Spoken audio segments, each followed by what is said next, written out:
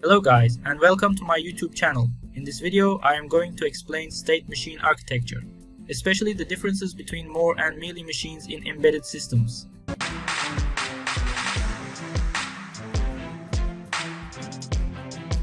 Both architectures use input signals, next state logic, and a state register. The main difference is how they generate outputs. In a Moore machine, the output depends only on the current state. This makes the output stable and easier to verify, but the response may require an additional clock cycle. In a Mealy machine, the output depends on both the current state and the input. This allows a faster response and often reduces the number of states, but input noise may directly affect the output.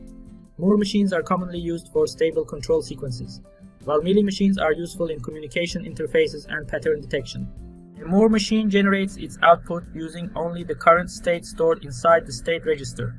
The input signal is first evaluated by the next state logic. This logic combines the current state and input to calculate the next state. However, the new state is not stored until the active clock edge arrives. After the state register updates, the output logic generates the output from the new current state. This is represented by the equation. Output Z equals a function of state Q.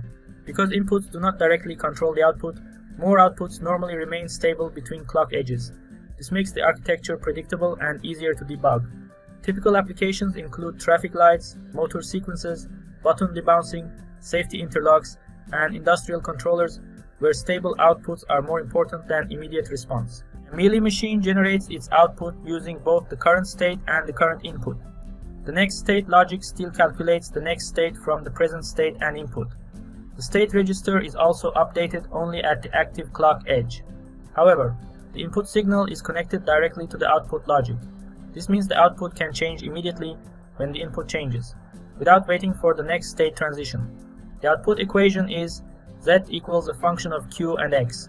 This faster response can reduce latency and may require fewer states than an equivalent Moore design.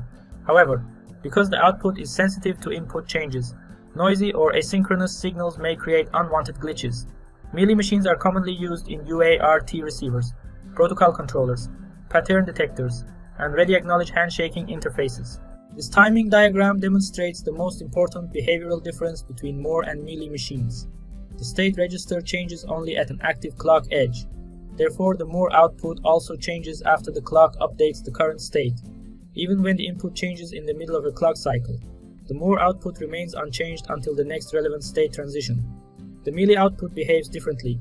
Because its output logic receives the input directly, it can react within the same clock cycle. This provides lower latency, which is useful for fast control and communication logic. However, this direct input dependency also creates a higher glitch risk. When external inputs are asynchronous, mechanical, or noisy, they should be synchronized, filtered, or debounced before being used by Mealy output logic. A traffic light controller is a classic example of a Moore finite state machine.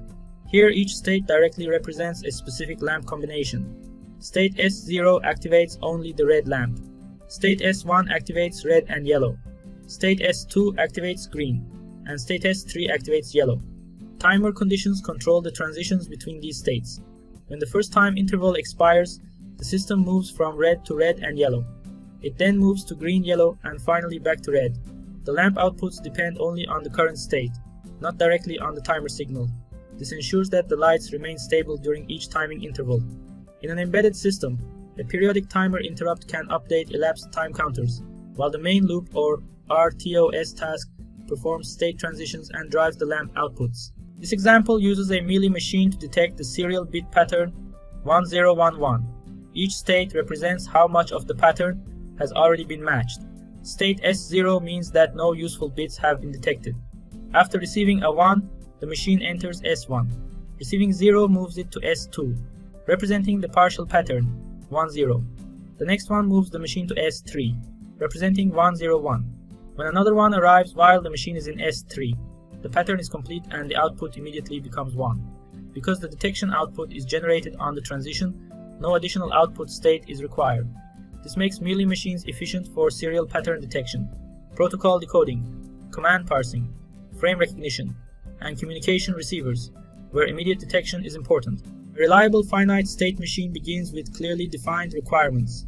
First, specify the inputs, outputs, timing constraints, and expected system behavior. Next, identify every meaningful operating state. Then define which inputs, events, or timeout conditions cause transitions between those states. After this, decide whether outputs should follow the Moore or Mealy model. Choose Moore when outputs must depend only on the state. Choose Mealy when outputs must react directly to both state and input. Now draw the state diagram and label every transition condition. Convert the diagram into a transition and output table before implementing it in C, C++, Verilog, or VHDL. Finally, test reset behavior, invalid events, noisy inputs, timeout conditions, and unusual transition sequences to ensure the machine cannot become stuck. State tables provide a structured description of finite state machine behavior. For each current state and input combination, the table identifies the next state and the required output. In a Moore table, every current state has a fixed output. Different inputs may select different next states, but they do not directly change the output. In a Mealy table, the output column may contain different values for different inputs, while the current state remains the same. After defining the table, each symbolic state must be assigned a binary code. Binary encoding uses fewer flip-flops. One hot encoding uses one flip-flop for each state and is often simple and fast in FPGA designs. Gray-like encoding can reduce switching between selected sequential states. The chosen encoding can affect memory usage, logic complexity, switching activity, and timing performance. In embedded C, a finite state machine is commonly implemented using an enumeration and a switch statement. The enumeration defines readable state names such as idle, wait, active, and done. For a Moore implementation, the transition logic first selects the next state from the current state and event. After committing the new state, a separate output function drives the hardware based only on the current state. For a Mealy implementation, the transition decision and output action can occur inside the same event condition. This allows the output to react immediately to the input. A typical runtime loop reads synchronized inputs, updates the state machine, drives outputs, and waits for the next timer tick or interrupt. Keeping state logic separate from low-level hardware drivers makes the design easier to test, debug, and maintain. Choosing between Moore and Mealy architecture depends on the application requirements.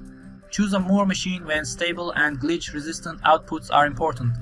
It is usually easier to debug and is well suited for safety sequencing, motor interlocks, traffic lights, and industrial control systems. The disadvantage is that a Moore design may require more states and can introduce up to one clock cycle of response delay. Choose a Mealy machine when the output must react quickly to an event. It is often more efficient for UART receivers, SPI or I2C protocol parsers, handshaking logic, and pattern detectors. However, Mealy outputs are more sensitive to noisy inputs and require careful synchronization. The general rule is simple: use Moore for stable state-based outputs, and use Mealy for fast event-driven responses. Thanks for watching this video, guys. Please share, like, and comment below. Also subscribe to my YouTube channel for more videos.